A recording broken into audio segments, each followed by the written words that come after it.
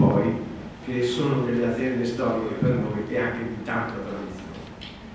Noi siamo qui per il problema Electrolux, però possiamo dire che il problema Electrolux forse è circoscritto a un'azienda, però possiamo dire che intorno a questa azienda ci sono 200-300 piccole aziende che non vengono tutelate. Possiamo dire che moltissimi lavoratori, più di quelli che ci sono in Electrolux, perderanno il posto di lavoro. Io, come imprenditore, come padre di famiglia, e anche voi penso, non ci possiamo permettere di perdere posti di lavoro. Sentivo prima quel signore che diceva non ho niente da mangiare nel frigorifero. Io credo che come quel signore ce ne saranno tanti in futuro, se noi non facciamo qualcosa per questo nostro paese.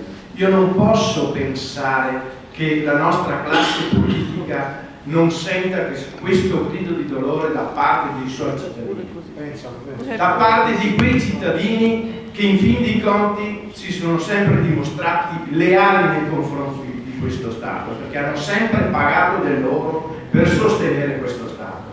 Adesso noi chiediamo lealtà da parte di questi nostri politici che, badiamo bene, siamo stati noi a mandarli a Roma.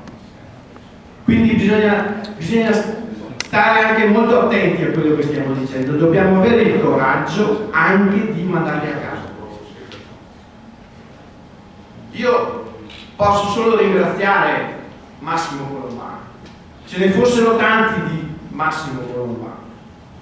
Ecco che noi imprenditori in primis, ma anche i lavoratori, perché siamo tutti nella stessa barca, non c'è un imprenditore, non c'è un lavoratore che possa dirsi estraneo a questa situazione economica, a questa situazione politica. Qui o ci salviamo tutti o andiamo tutti a fondo. Io credo che bisogna tutti insieme trovare delle soluzioni. E poi, scusatemi, noi dobbiamo veramente finirla di avere nei confronti delle imprese una mentalità di sfruttamento. Io direi che finché il Paese non accetterà che l'impresa è al centro e il lavoro è al centro della vita di un Paese, noi non siamo un Paese civile.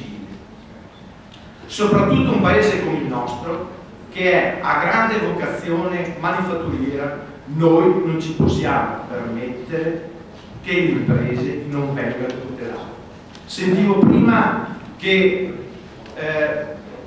i problemi delle imprese sono fiscali e che c'è evasione.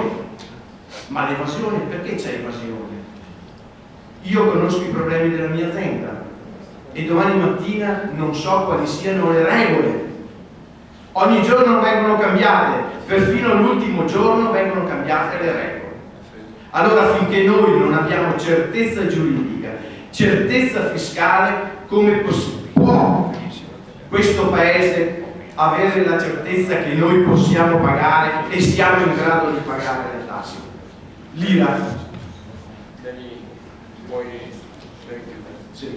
L'IRAP abbiamo detto che è demenziale, certo che è demenziale, perché è un prelievo coatto, nemmeno non ci lasciano scaricarlo dalle imposte. Quindi concludo dicendo che l'Electrolux è solo la punta dell'iceberg, molte altre aziende verranno nei prossimi mesi e quindi noi dobbiamo cercare tutti insieme di fare qualcosa per questo Paese, perché io voglio un Paese, ma che sia un Paese normale.